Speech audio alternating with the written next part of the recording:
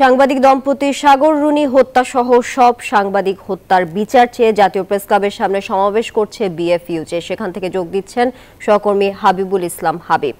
হাবিব, সমাবেশে যোগ দেওয়া সাংবাদিকদের সাথে নিশ্চয়ই কথা বলেছেন, কি বলছেন তারা, বিস্তারিত জানাবেন। তানিয়া, আপনাকে ধন্যবাদ। আসলে এখান থেকে 10 মিনিট আগে মূলত সাগর রুনি হত্যার বিচার সহ গণমাধ্যমের স্বাধীনতা বিরোধী সকল কলাকানুন বাতিল এবং সাংবাদিক সুরক্ষা আইন প্রণয়নের দাবিতে এখানে একটি সমাবেশের আয়োজন করেছে বাংলাদেশ ফেডারেল সাংবাদিক ইউনিয়ন বিএফইউজে সহ যে অঙ্গ সংগঠনগুলো রয়েছে সাংবাদিকদের, তারা তো এখানে যে মূল যে দাবিটি তারা করছেন এখানে, যে বিগত 15 বছর আওয়ামী লীগ শাসনামলে যে সাংবাদিকদের উপর অমানবিক নির্যাতন, নিপীড়ন এবং সাংবাদিকদের কণ্ঠ রোধ করার জন্য নানা ধরনের যে আইন কলাকানুন করা হয়েছিল, সেগুলো কারণে গণমাধ্যম তাদের যে স্বকীয়তা সেটি হারিয়েছিল।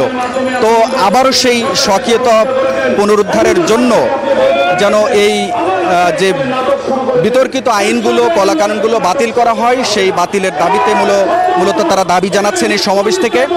আরেকটি বিষয় না বললেই নয়, যে আপনারা জানেন যে সাগর রুনি একটি পরিচিত নাম, মাছরাঙা টেলিভিশন ও এটিএন নিউজের সাংবাদিক।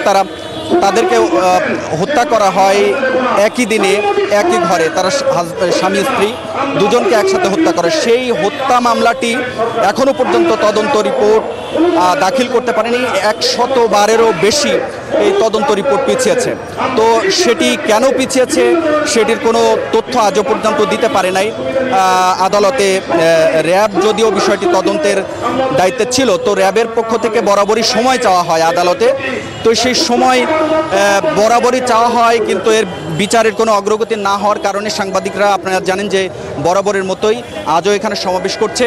তো আজকে মূলত সাংবাদিক নেতা এখানে, বিশেষ করে সাংবাদিক নেতা আব্দুল কাদের গনি সহ, শহীদুল ইসলাম সহ এবং বিএনপি নেতা